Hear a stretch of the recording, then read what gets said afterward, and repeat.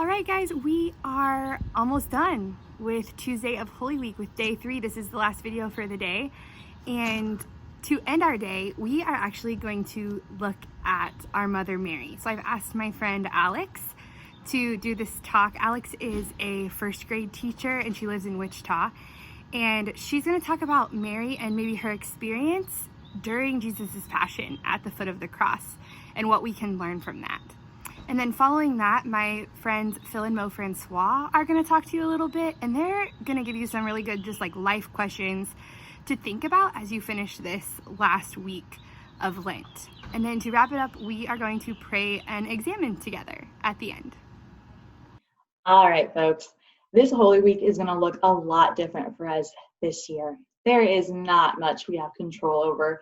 We can't leave our houses when we want to. We can't go to masses like we normally would. But one thing that we do have control over right now is ourselves. We have control over our free will. We have control over the choices we make. So this Holy Week, we still have the opportunity to choose God each day, or not.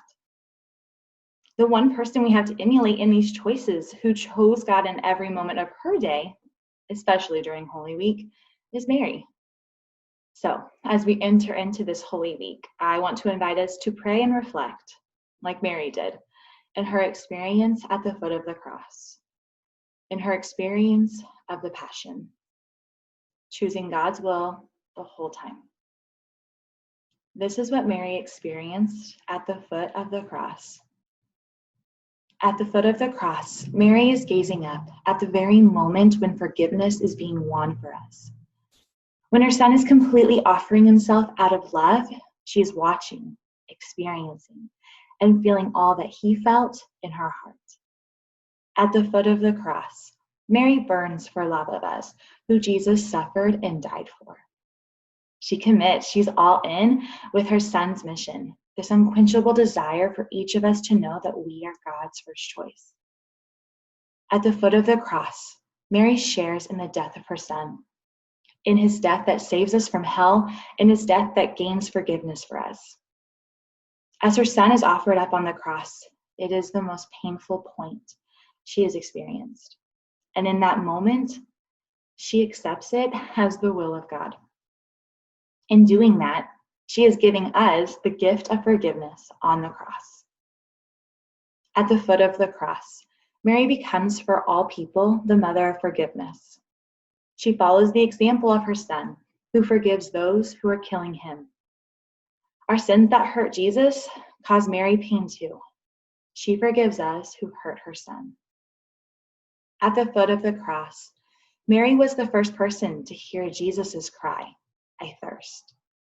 Because she was there, she knows how real, how deep his longing is to be reconciled with you. He desires for your relationship with him to be restored. He yearns to offer you forgiveness. Do we know that?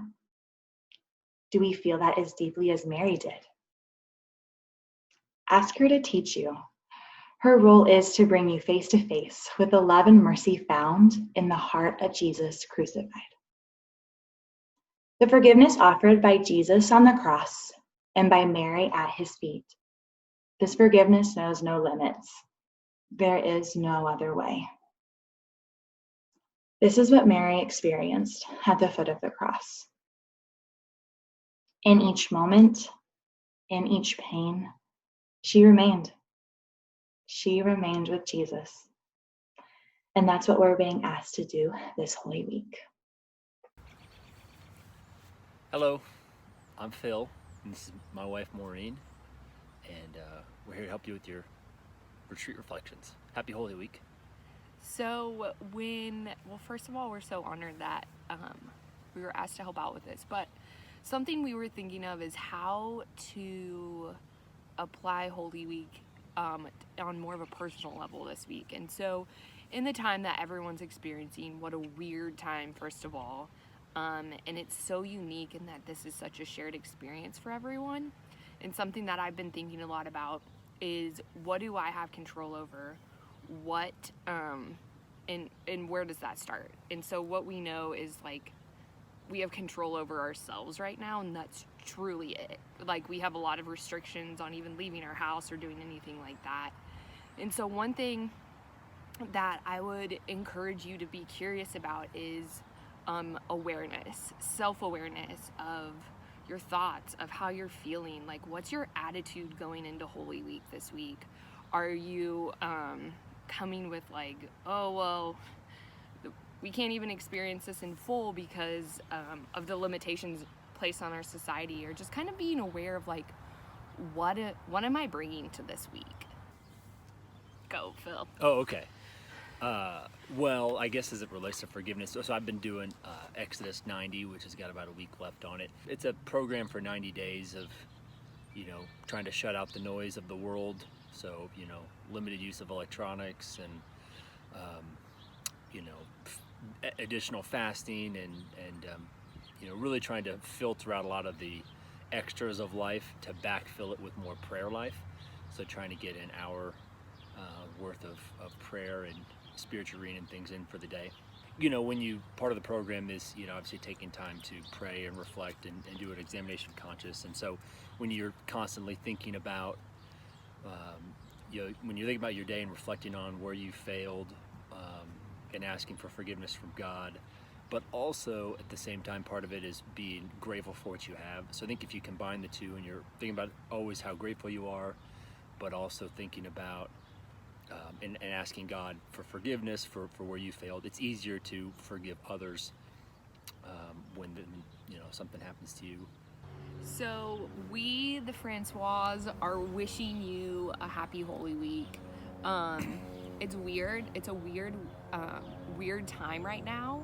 And by honoring that for yourself and acknowledging how it's going to feel different, and it does, while also being grateful, like Phil said, is just like a beautiful thing. And we will be praying for all of you, and hoping that you are able to enjoy this week and make it unique in a way for you. Anything else? No. One more week of Lent, finish strong, and God bless. Bye, everybody. Bye. All right, guys, so Jesus all the time calls after us, come follow me. But in a very particular way, he asks us to follow him into Holy Week. So one of the things that we need to think about is, how are we going to keep our focus on Jesus this week? How are we going to stay close to him each day in Holy Week? Something I'm thinking about is, there is this saint, his name is Saint Ignatius of Loyola, and he desired to be close to Jesus, and he desired to follow the will of God. And so he created this type of prayer called the daily Examen. So each day, at the end of your day, kind of like Phil and Alex talked about, each day we are in need. We need to examine what we've experienced and kind of offer that back to God. So we are going to take the time to do a brief examen together right now as we end our day, as we end this Wednesday of Holy Week, and we end our retreat for the day. The first thing you need to do is you need to make yourself aware of God's presence with you in this very moment. Know that he is here.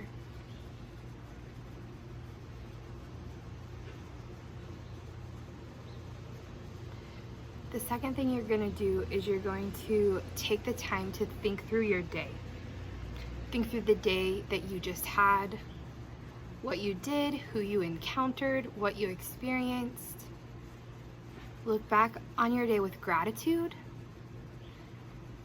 but then also look back on your day to see maybe where you fell short.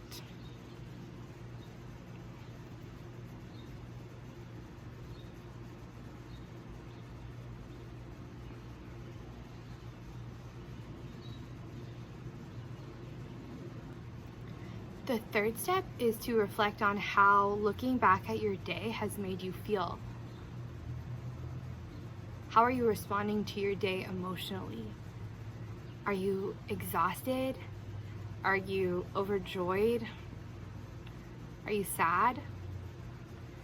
What were the feelings that came with today?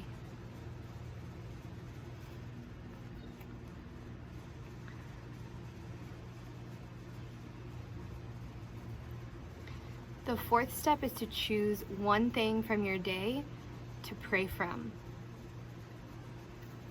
When you were looking back on your day, if there was one experience you kept returning to or one thing that happened that you kept thinking about over and over, bring that thing to God.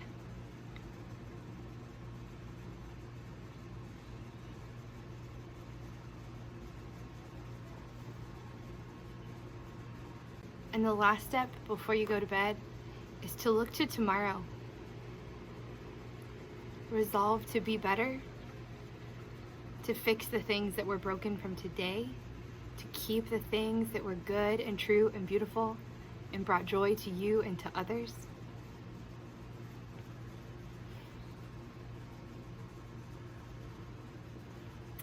Here's the thing, the examen can take 5 minutes, less than, or it can take an hour. What it's meant to be is a jumping off point for a conversation with God at the end of your day so that you can both look back together on it. Hopefully it's a springboard for a way for you to talk to God about your day if that's not something you have already been doing. We're going to keep talking to God. We're going to keep retreating. And we are getting so close to entering the Easter Triduum. So I am excited to see you guys back here in the morning.